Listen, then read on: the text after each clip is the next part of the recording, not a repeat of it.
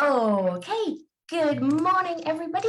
Welcome to this Thursday's webinar in the TEFL Development Hub. And today I'm really excited. We're joined by Nergiz Kern, and she's going to be, we're going to be having a conversation about the metaverse and virtual reality language learning. And I've been kind of saying to Nergiz, I know absolutely nothing about this, so I'm looking forward to learning a lot as well. And she said that's probably quite a good thing because I'll have a lot of the questions that other people might have. If you do have any questions, pop them in the chat. I'll be keeping an eye on that whilst we're discussing the topic. And Nergiz is very open to kind of helping people understand the concepts and get an idea of how this really useful tool could be used. So a little bit about Nergiz before we start. She's currently working at Immersive, which is one of the big players in virtual reality in language education. So she's going to tell us a bit more about that. But really, Nergiz, I mean, this is nothing new for you because like 10, 15 years ago, you were writing about Second Life and you know, you're like using these virtual tools. So how did you first get involved in virtual reality? Okay, first of all, hello everyone who's listening or watching, and thank you, Teresa, once again for inviting me. It's obviously one of my favorite topics. I get to talk about it, which is a nice lunch break for me because it's 1 o'clock here. So how did I get into, was that your question? How did I get into all of this? Actually, in 2008, I did my Delta, and then I moved to Turkey from Germany. And for many different reasons, I didn't want to teach locally. So I looked online, and because I was interested also in technology, I looked at opportunities online. And around that time, it was basically Skype. There was no Zoom. So you could teach on Skype, and some teachers were doing that. And then there was online teaching, a bit like a very simple version of Zoom, where you had whiteboard, camera, and audio with students. And you can, but the teaching was basically based on slides. So you would have to prepare the complete lesson in slide format and just go through them. And that didn't appeal to me. So I looked further. And I found a group that's called Webheads. You or some of the audience might have heard about the Webheads. These are mainly language teachers who are into educational technology, and they offer every year EVO sessions, they're called. They're just running at the moment. You might have seen it. Back then it was 6-week sessions. Now it's 5-week sessions. So they offer these sessions where teachers can learn about different technologies, for example, and other topics, but I was interested in technologies.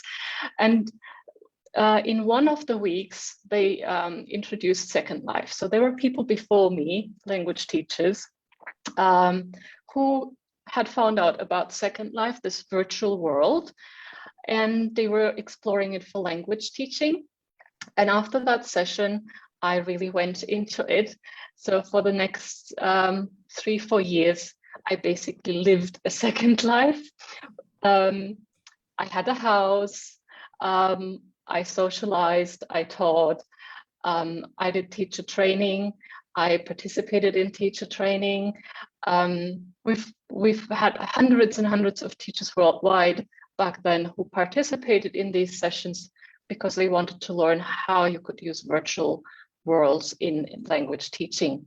There were also a lot of European Union projects with universities and really lots of activity. So that's how I started. I then also created a language, a teacher support group together with some colleagues, which we called it SL Experiments.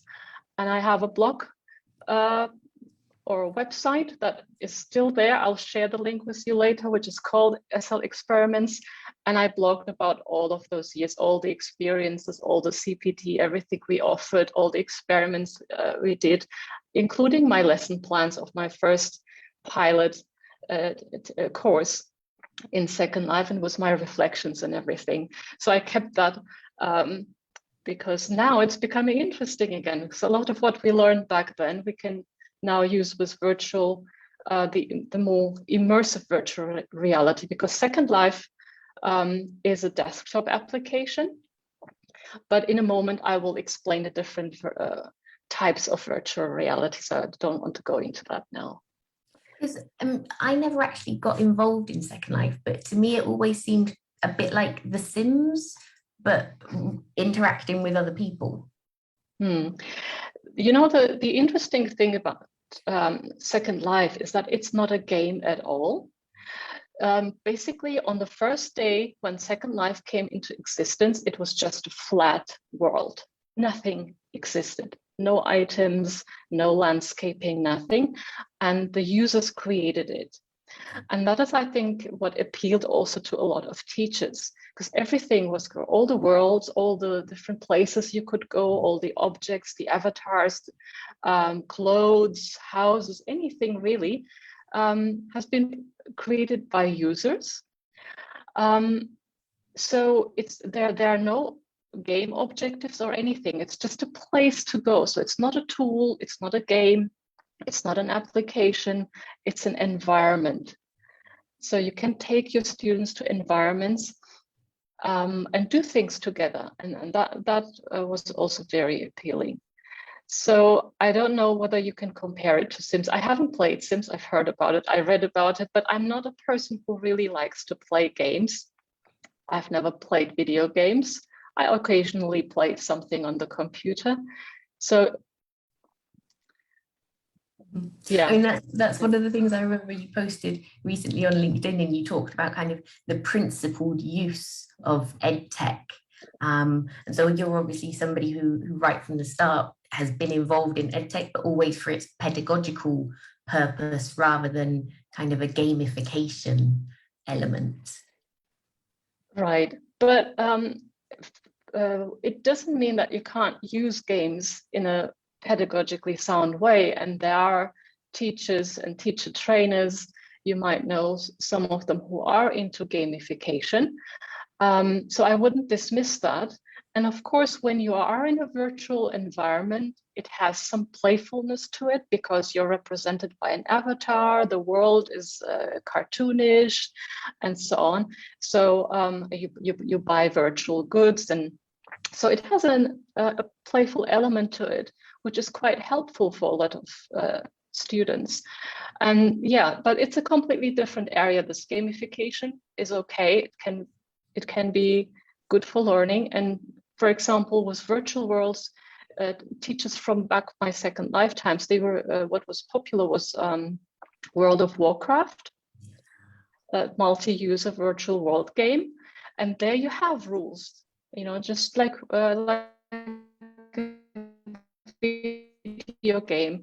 And there were teachers using that for teaching purposes and learning purposes. So that can be a way of teaching as well. Yeah, yeah. And before we kind of get into the metaverse, just with you saying that Second Life was kind of this whole created environment, is that in some way similar to Minecraft? Because I know a lot of teachers started using Minecraft as an educational tool as well, you know, 5-6 years ago. Yes. Again, I have never managed to go into Minecraft. I've always wanted to, because several of my colleagues I know have been working with Minecraft in language education and education in general.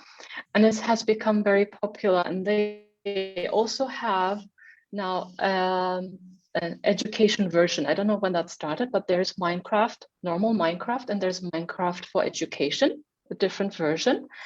And just earlier, actually, I was on LinkedIn. I don't know, 2-3 years ago, I would say, Cambridge Assessment started creating something with Minecraft. So that's their way of entering the virtual world, teaching world, I guess.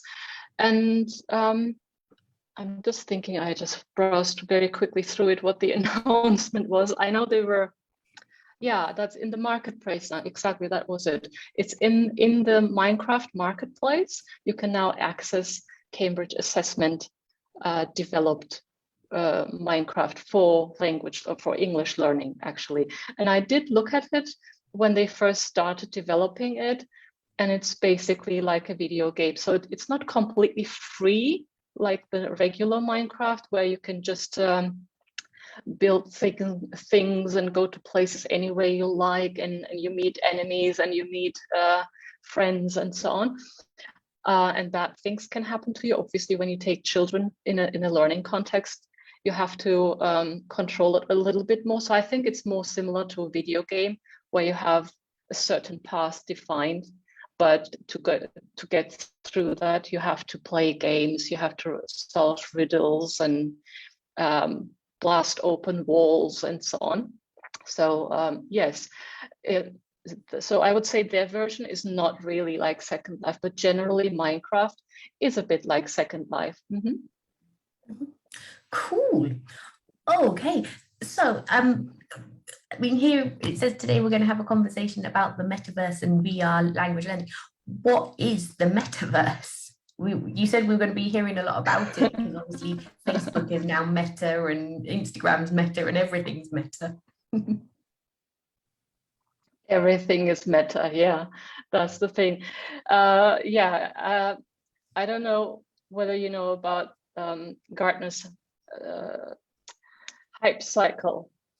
Is that what it's called? Gartner's hype cycle. So there is this, it's used for new technology, and there is this this hype cycle where a new technology starts becoming, people start becoming interested in it, and then there is the hype. When there's too much hype about it, then there's a trough of disillusionment, usually after the hype, and it very likely will happen to Metaverse as well.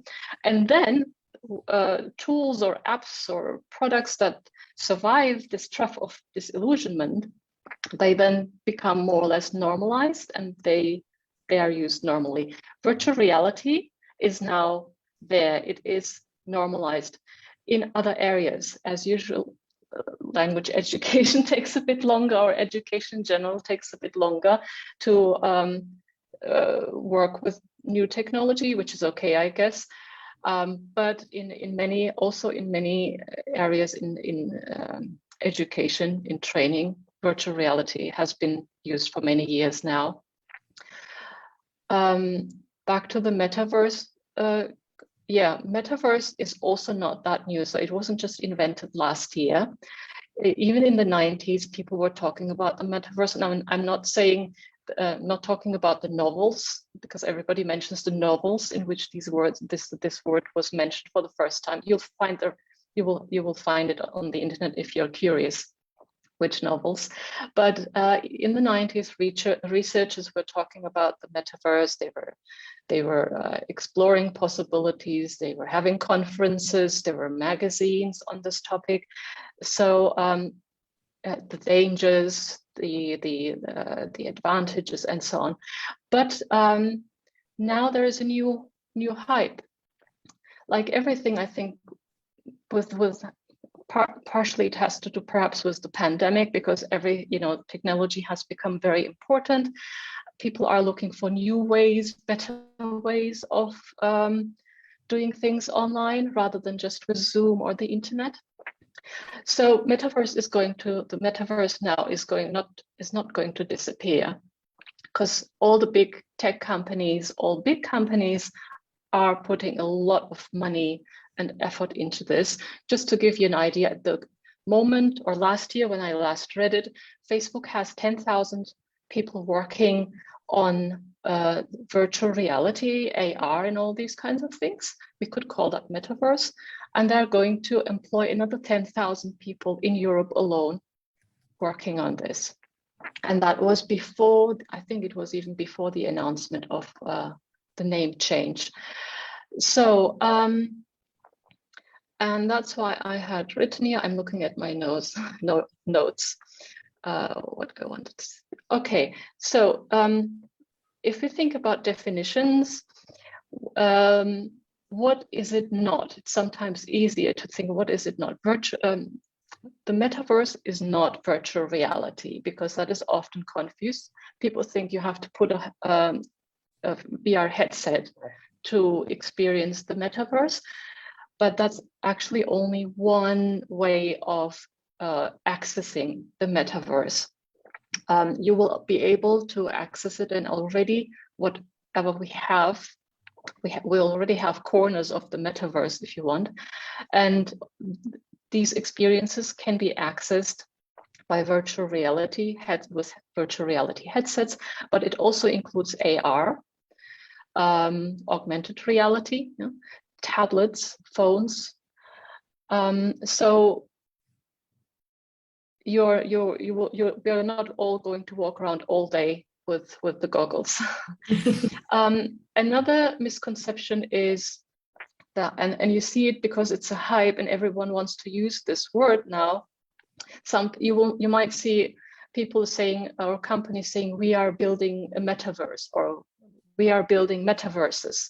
And actually there will only be one metaverse. And the reason is, I'll give you a very simple definition of the metaverse. The simplest I found, I think it's by Ryan Gill, is an iteration of the internet. So the simplest version is it will be the new version of the internet. And basically it's the internet as a 3D space. So rather than having websites where you go to and you experience the internet in 2D, you will experience it in 3D. And that gives you an idea why this is going to take a while, because technology has come quite far, but they have to do a lot more to get there. And of course, if you think worldwide, that will take a time. But 1 year that keeps cropping up is in a decade, around 2030. But it's not going to happen at once. You won't wake up and see the internet suddenly changed.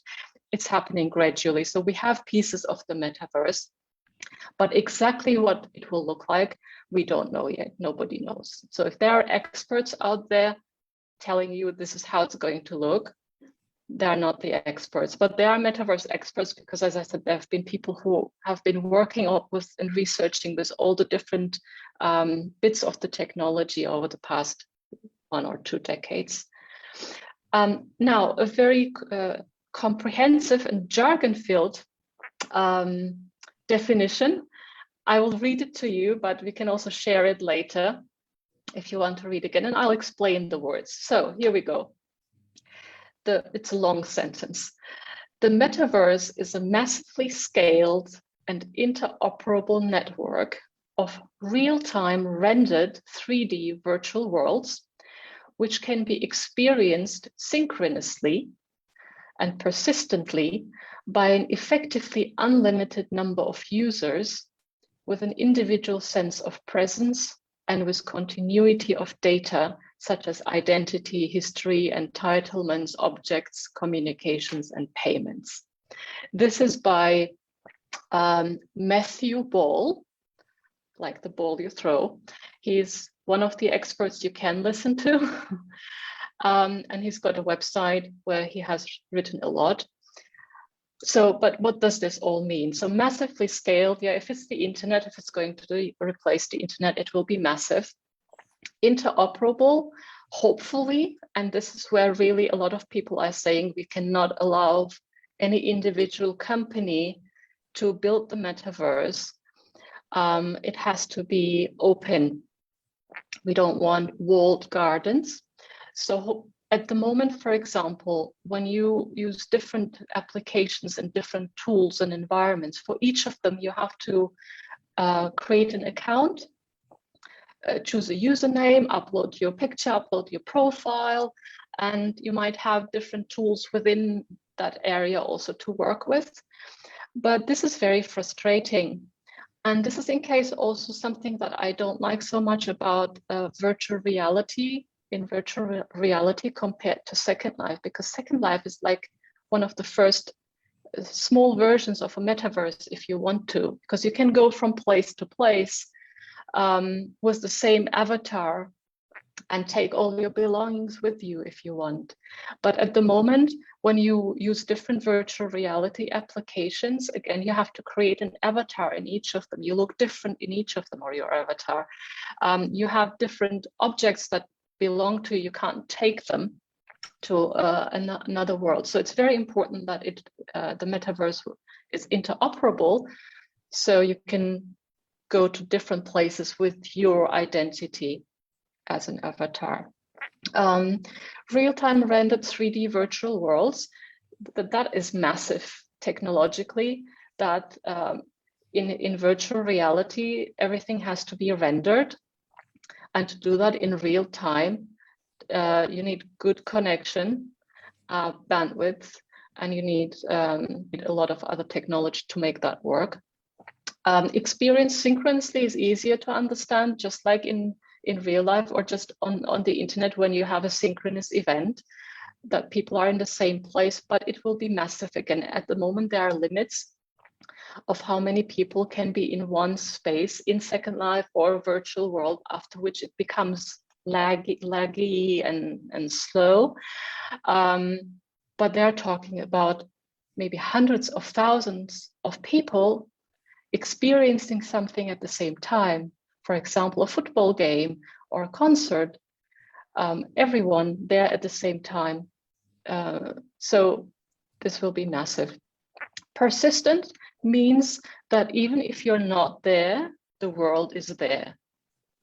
So things are happening, people are meeting, working, socializing, there might be concerts, there might be shops open. So whether you're sleeping, whether you're away, it doesn't matter. Even if you log out, the world exists. And this is, for example, with some of these multiplayer games, it's the same thing. And that's why it's so addictive with the games. Because if you're not there, maybe your team is fighting an enemy and they miss you. But as we're not talking about games, it's just, yeah, being aware that even if you're not there, this world exists. We talked about unlimited number of users and individual sense of presence, being you will have the feeling you are there. And this is where virtual reality is really, it's one of the affordances, you know, that this feeling of presence, that you don't feel that you're just looking at a screen or pictures, but you feel like you're in this environment. You can look around and feel this presence. Okay, I think, yeah, I've talked about all of these. Yeah. I mean, like you say, at the moment, it's hard to conceive what it will look like. It just, I mean, the scale of it and everything you were talking about, you know, the interoperability. And, you know, I could go to a cafe in Japan theoretically for a morning cup of coffee without leaving the house. It's, yeah. Exactly. Yeah. And this actually very good that you said that, because this is where it really becomes interesting for us teachers. And I just wanted to answer the question, why do we need to know about this as teachers and as users, really? And basically the answer is because it's going to become the internet. You can't avoid it. So if it was just another app, just another tool, you could say, well, you know, I don't need that in my classroom or in my life. And many people said that about Second Life, for example. They said, it was usually this comment, I don't need a Second Life. You know, it's just for people who want to escape their identity in the real world. But this will be unavoidable. But it doesn't mean that you need to now, you know, spend all your free time or professional time learning about this. As I said, it will be gradual. But it's good to know what it is and then maybe follow it a little bit. But there is a lot of positive things about it. I'm a positive person. I'm an optimist. I know many people talk about the dangers as well, and there are these dangers, and people are discussing the things like data privacy and all these kinds of things, privacy in general. But on a positive note, it can make teaching and learning more interesting. As you just said, you can go to places with your students, for example.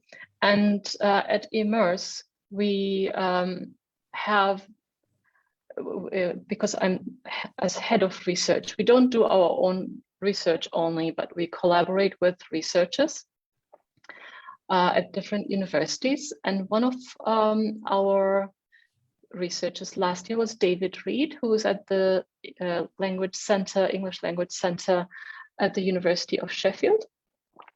And he's done a pilot course with Japanese students, and he wrote about it, he presented about it. But one thing that he wrote, and I'll share the link again with you later, the title of his article was "Teaching in VR is a Blast."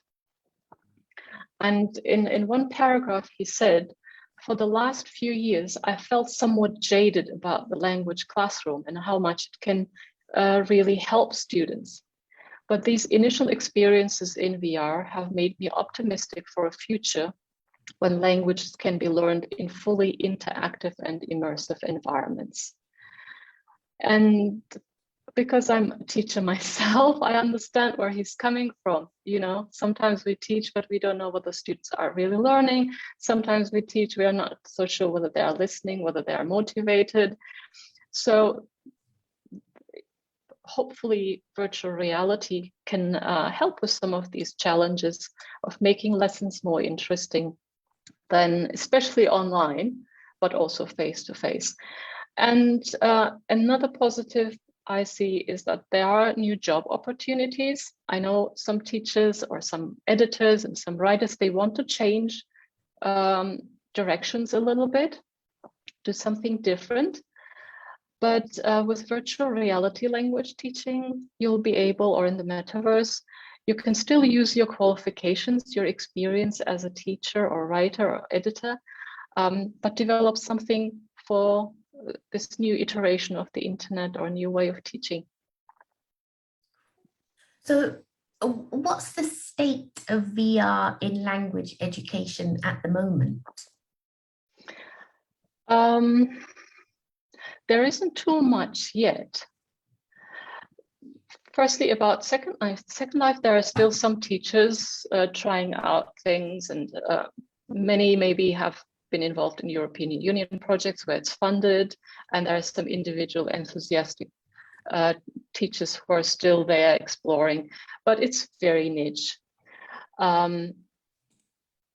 Because it's very time consuming to learn about how to use it, how to build, how to create your own things, and then also onboard students, show them how to use, how to move around, and so on. It's quite challenging. So it's not going to be ever something where you have thousands or millions of students. There was a language school, a big one in Second Life, just one, but after those busy years, they also shut, although they had a very good idea. Now, with virtual reality, I would actually like to first talk about the definition of virtual reality, because it has something to do with that. Now, because when you hear virtual reality, teachers think of different things. There was actually already in the 90s text-based virtual environments, but we're not going to talk about that. Most teachers have experience with virtual reality as 360-degree videos, and you had, you can watch them on a regular screen, but it's not so immersive. And then I don't have the Google goggles, but cardboard. Yeah, Google Cardboard comes in these flat package. This is from another company. They built the ones for Google, I think. So you get this thing that is cheap, and you can fold it up, and then you insert your smartphone. So you've got the lenses, and then you insert your phone in here, and you have a cheap virtual reality headset. And this is what a lot of research is also about. So when I'm looking for studies on virtual reality, the early studies we find is about Second Life or similar virtual worlds, and then mid 2000s, most of the research still Second Life based or virtual worlds based or desktop VR, we call it as well, or it's on this, yeah. So it says my students, we talked about the topic, and then they had to go watch a 360-degree video, and then you do activities around that. Not bad, it's a good way of bringing things closer to the students' life and experience. For example, if you go to I don't know, Alaska to see how the ice is melting, or Greenland, or fire in California, one of these big fires, and you're in the middle of it and you can look around and there are firefighters next to you.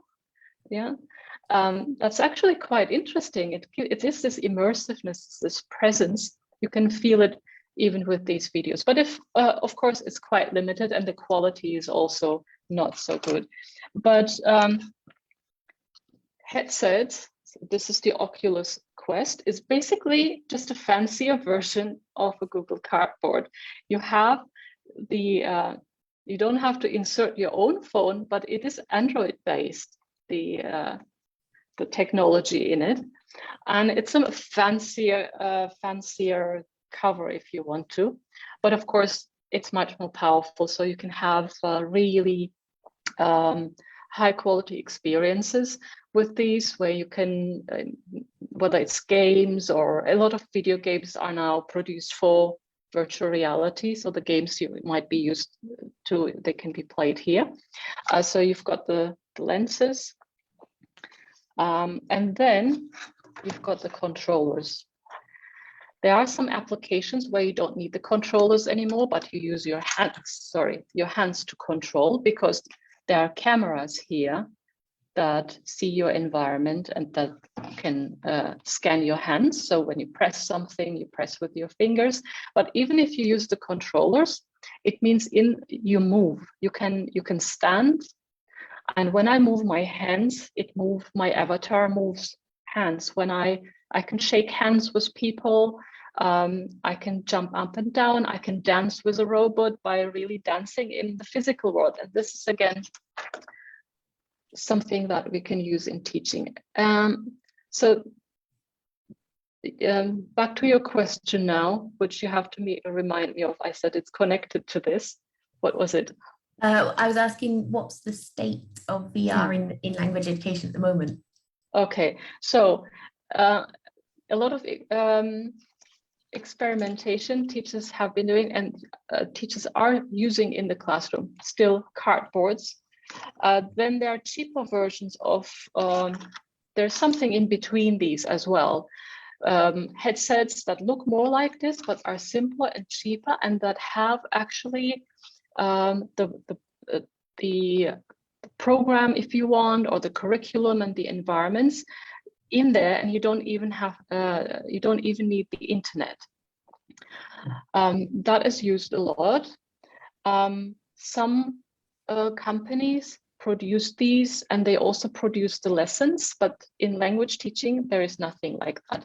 Now, where Immerse comes in is, you have also vocabulary applications, but only one or two. Some language applications like Immerse Me, not Immerse, but Immerse Me, that use 360-degree videos. For example, they record the video of a shop assistant in France, in a bakery in France, and they ask you something, and you have to respond. So you really feel like you're in this bakery. You can look around again, and they ask you something, and you can answer the question. But you answer by clicking multiple choice questions or answers,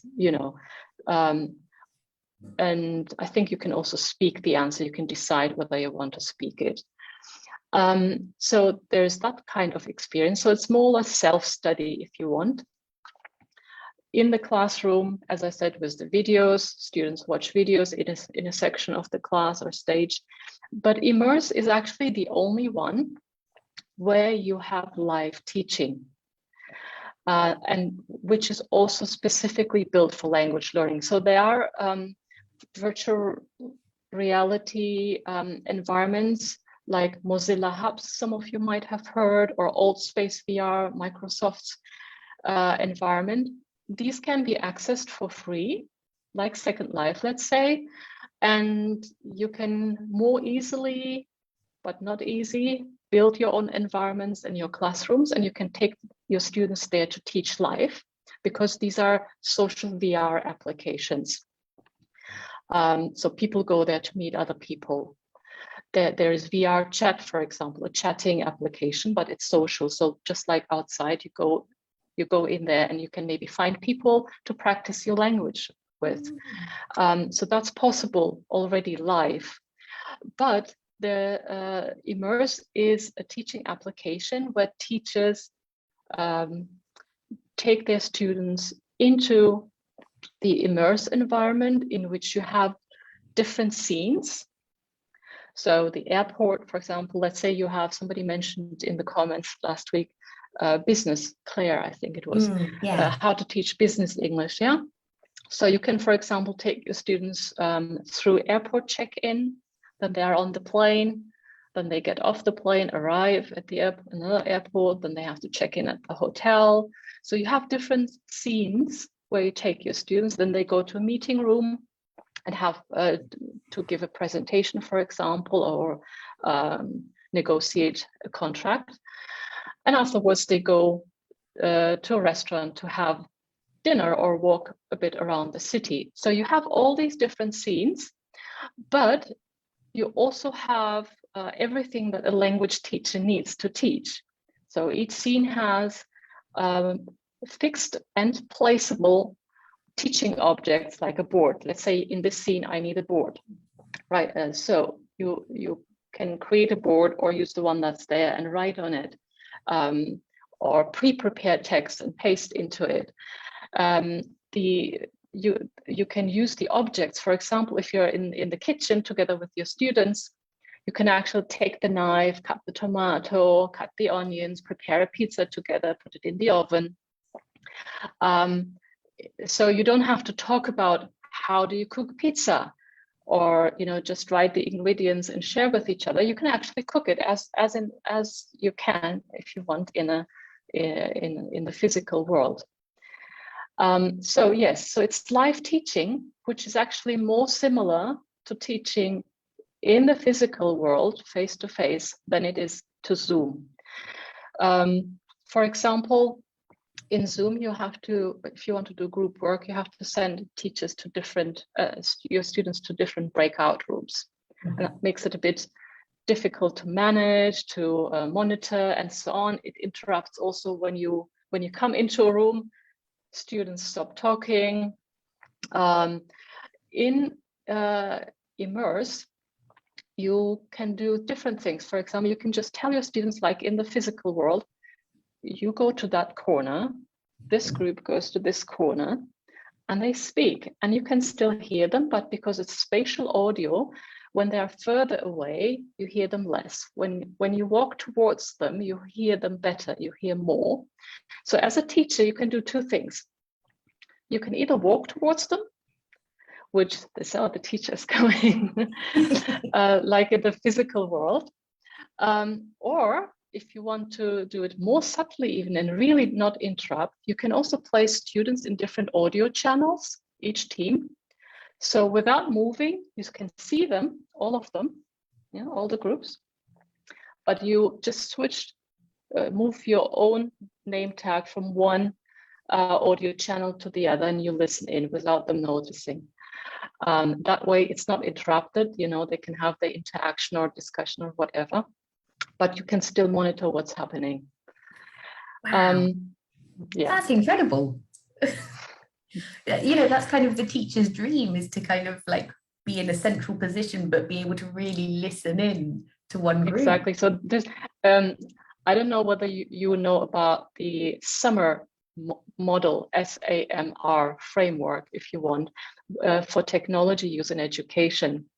That's some technology just substitutes another technology, for example, or some augments or modifies, and some really redefine, replace. And what we just said, this you can't do in the physical world. So if you teach on a whiteboard in the physical world, you can do that now online. Yeah, if you have a discussion in your physical classroom, you can do that in Zoom. But what we just said, you don't interrupt your students, but you can still monitor them for where you're standing. This is something you can't do in real life. This is the ideal use of educational technology, really, where it allows you to do things. You can't take your students to Japan and have coffee. You can try to do a role play in the classroom, maybe even bring, cups of some cups and coffee and a tablecloth and so on, but you have to imagine quite a lot. In Zoom, it's even more difficult. How do you role play in Zoom? It's the students have to imagine quite a lot, and on top of that, they have to think about the language. But if you are in a nice setting, in a nice cafe, and you see maybe others sitting and talking, and you can hear a little bit about what they're saying and so on. You can go and get actually a cup of coffee and pay with your credit card by moving your hands, handing something to somebody else, then grabbing your coffee. You don't have to imagine all of these details, and it makes it more real, more immersed, and yeah, hopefully that helps learning. Mm-hmm. Yeah. One question I got, we've had a comment from Claire saying that she can't use Second Life because people don't have the bandwidth or the graphics. I mean, obviously you said this VR, it's going to be a slow introduction. It's not going to be that we wake up and suddenly all language education happens in the metaverse. But do you worry about kind of widening the divide in terms of education due to the facilities, the resources that people have? Yeah, that question comes up a lot, actually. But firstly, you need less bandwidth for this experience than you do for Second Life, for example. It's also mobile. You don't have to sit at the computer. Until recently, you had to connect these to a computer, so you were not so mobile. Now you can really turn around and move freely. You need the internet for this, so there's Wi-Fi connection, but it doesn't need to be as powerful as for other applications. And there are, as I said, there are applications that you can use offline. So if you are in a country or a place where there is no internet, you would have to choose virtual reality experience that you can use offline. Then, of course, it wouldn't be like live teaching and live learning with other people. It's an experience that you do on your own. Mm-hmm. So the teacher might be in the classroom teaching whatever the topic is, for example, dialogues in a restaurant or so, or check-in. And then maybe there is a station with a few of these headsets, and the students go to that station, take a headset, go through the experience, maybe 5-minute dialogue, and then the next student. So there are possibilities like this. What you can also do is you can stream this onto or cast this onto a projector. So if you have a projector in the classroom, you could have, again, for example, a pair of students or a group of students performing in live in the environment, and the other students are in the classroom, and they either help, giving advice or whatever, giving them some kind of information to do something in the virtual world. You could have pairs where one person is in the headset, one is outside. So you don't always need a whole classroom set of these. There are, when the same question actually came up when smartphones started to come out. And I remember in the beginning, it was just a teacher who used their own smartphone or their own tablet in the class, just handing it around. And then we said, okay, who has got a smartphone? Okay, we've got 5 people, so let's form 5 groups. And then, you created lessons that worked with 5 groups, each group having one of these smartphones. And I see it the same way with virtual reality. Firstly, now you don't have to do it. If you do, as I said, there is cardboard, there is the offline version, there is this high-end version, and then even the high-end version, you could have just one in the classroom. Several or per pair. So I think there are different ways of making sure there is not this divide. But of course, if there is a country where you have problems with the internet or you can't buy this technology, well, then the teacher has to make the most with what they have. But that doesn't mean that in another country you can't use it, because what we are doing, and it's always like this with technology, and even without technology, that somewhere in the world, someone comes up with a new way of teaching, new pedagogy, new approach, new classroom activities. They experiment with it, they do research on it, and then it's disseminated. And after a while, you have access in another country, and they use it. But it's, after all, it's not the way we think about technology, that here it is and now you have to use it.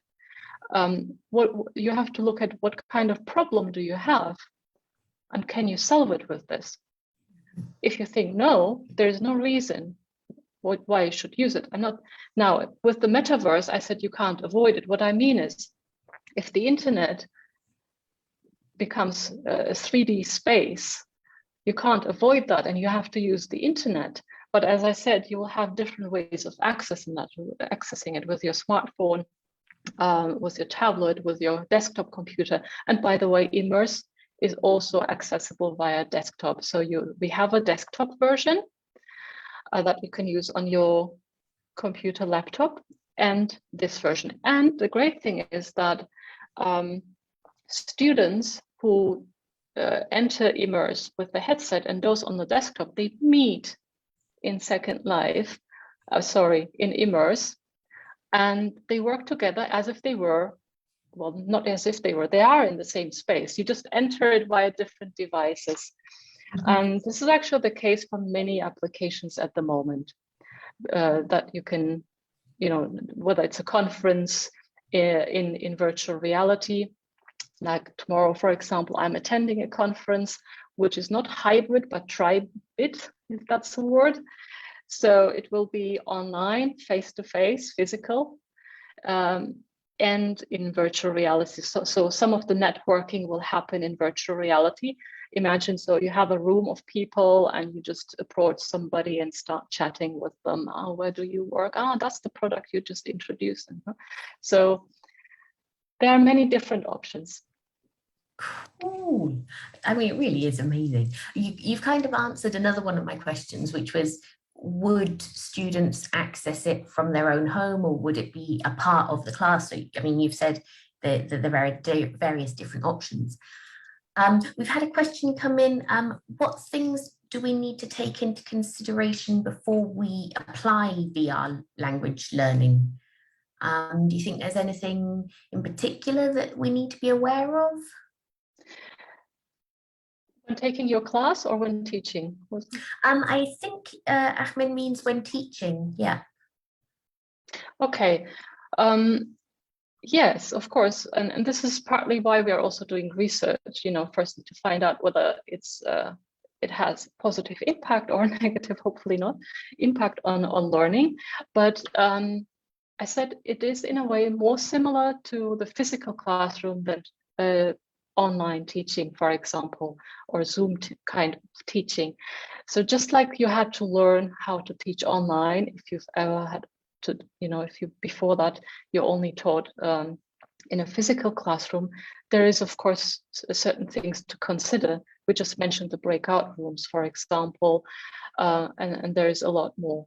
In virtual reality, you don't take your students into virtual reality to lecture to them. If you want to teach a grammar, for example, or a lot of language, you can do it. You have boards, as I said, you have meeting rooms where you could sit around the table and do that. But it's not where virtual reality is the strongest. It's an experiential platform. It's not an app, it's not a tool, it's an environment. And you have experiences with your students. You don't have lessons, really. You have experiences because you can go on a field trip, you could go to a cafe, you can sit around the campfire and chat. So you have to keep that in mind. How do you teach when you have experiences together, when you're in the same environment together? It's also active learning. You want your students to move around. You want them to grab objects, perhaps to build something, to manipulate something. So again, not just talking about the language, but actually doing language and doing things. So you could, for example, if somebody is sitting around in the sitting room and they have a discussion, and somebody could get up and say, would anyone want something to drink? And then you go to the fridge and you get something to drink, and then you walk back and you hand it to the people. So the teaching is more like in the physical world, but there was one other thing I wanted to say, which escaped me right now. Of course, because it's a technology still, things can go wrong.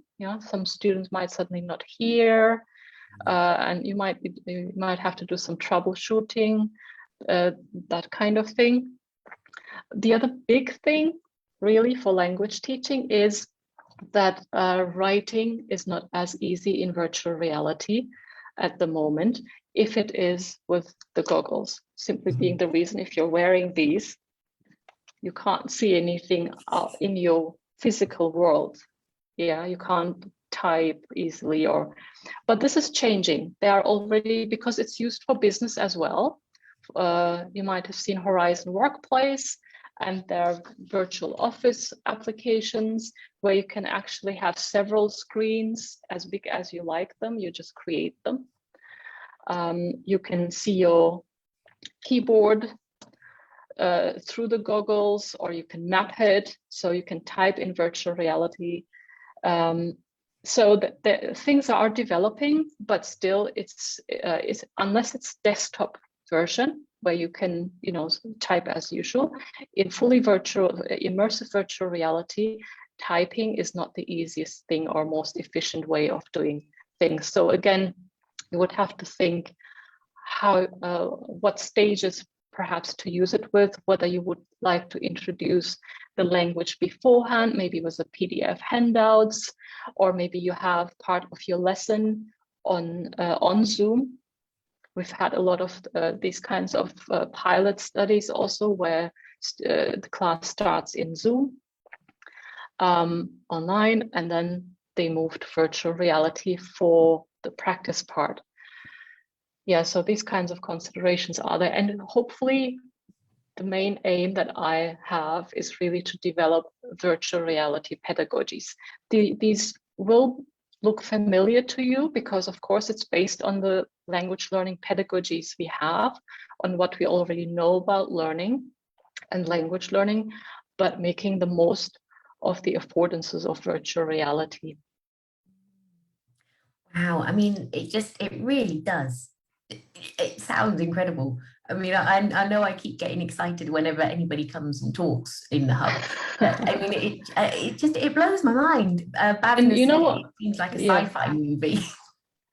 And exactly, and that's why I wanted to just add we often get requests from researchers or teachers who are interested, who've seen something about Immerse, and they ask us, is this actually a product? Is this being used? And say, yes, teachers around the world, schools use it, even big chains of schools use this technology now in their regular classes. So it's not in the future. I said the metaverse is developing, and one day it will, but virtual reality teaching is already happening with all these very different ways that I talked about. But Immerse live teaching with Immerse is possible and is being used. So it's a product that is already out there. So the future is here, if you want. It's no longer science fiction, it's science fact. No. Fantastic. Yeah. Yeah, I mean, we've got a couple more minutes. I don't know if there are any more questions. You've talked about kind of it being used for business English and obviously you could use it for teacher training as well and everything really. Maybe just a few other notes that I had on the business English, for example. The first business English class I taught was in Second Life, and it was a special format. It was based on the Dragon's Dance. So students from Germany, at the university in Germany, business students, I think, management students, or yeah, I think it was business management students. We had basically the ideas as a group.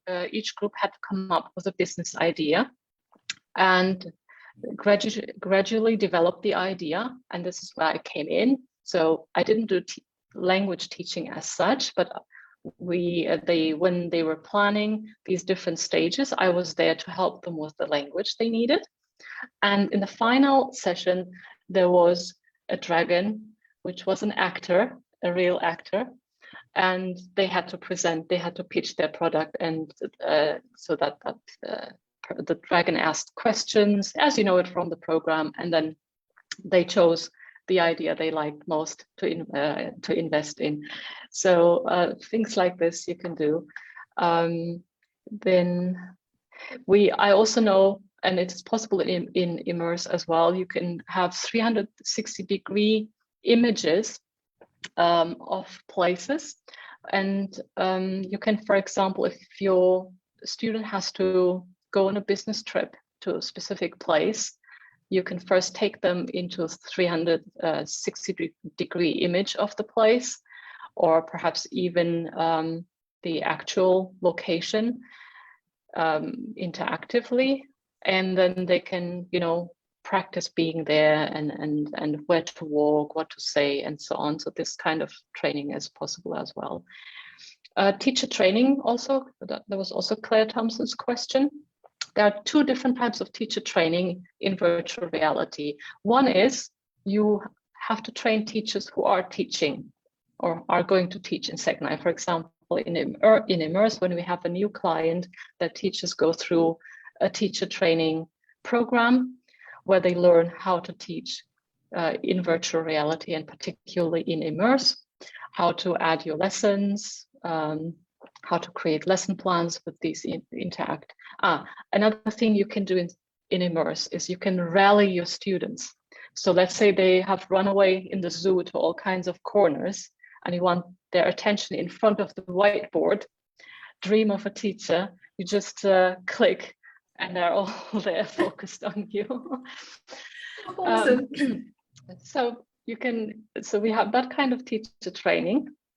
And then there is also teacher training that is for the physical classroom, pre-service teacher training, in-service teacher training, but virtual reality technology is used. For example, there's a 360-degree camera installed, which records the whole lesson from all angles. And then the teacher can be immersed in the class that they taught rather than watching a video on the screen.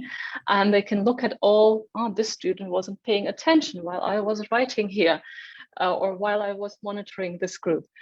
And so they can learn how to improve the classroom management. And another app I come across is you have a classroom with students, and these students could be bots, but again, you could have actors or other teachers embodying these avatars, and they are being difficult, challenging students in different ways. Some might have learning difficulties, some might be disruptive in other ways. And you go through this experience as a teacher and try to use the techniques you know how to, or which you maybe just have learned in a lecture how to deal with. And you apply it without having to do it with real students, and which can help teachers to feel more relaxed. Yeah. Oh, blimey. I mean, so many possibilities. You understand why I'm excited about all of this. Well, yeah. And I mean, I've got 1,001 more questions that I could ask, and each question would lead to more questions. If there are questions, people maybe can just add, and I can in the comments, and I can just and answer a couple more in writing if that helps. Fantastic. Yep. So if you do add any more questions or comments, if you want to tag either Nergiz or I, just so that then we'll definitely see it. But Nergiz, I could chat to you for ages about this, because you put it across in such easy ways to understand, and an hour is nowhere near long enough to kind of get a grasp on all of the possibilities that it gives us. But thank you so much for coming along this morning to chat to us about it. My pleasure. Yeah, and we'll share the links that Nergiz has mentioned, and we'll share links to Immerse as well. On the Immerse website, are there kind of demo videos that people can watch? Yeah, there are lots of demo videos. I can also share the YouTube link. There are blog posts about all kinds of teaching issues and examples. I will also share my own website with resources on virtual reality, with articles that I've written you can read in blog posts. And if you want, you can of course follow me on LinkedIn, where I'm most active at the moment. Fabulous. Excellent. Well, I'll get to sharing links now then. Have a great day, everyone, and leave us a hello or a hashtag catch up if you're watching this at a later date. And thank you again to Nergiz for joining us. Thanks for having me. Bye for now.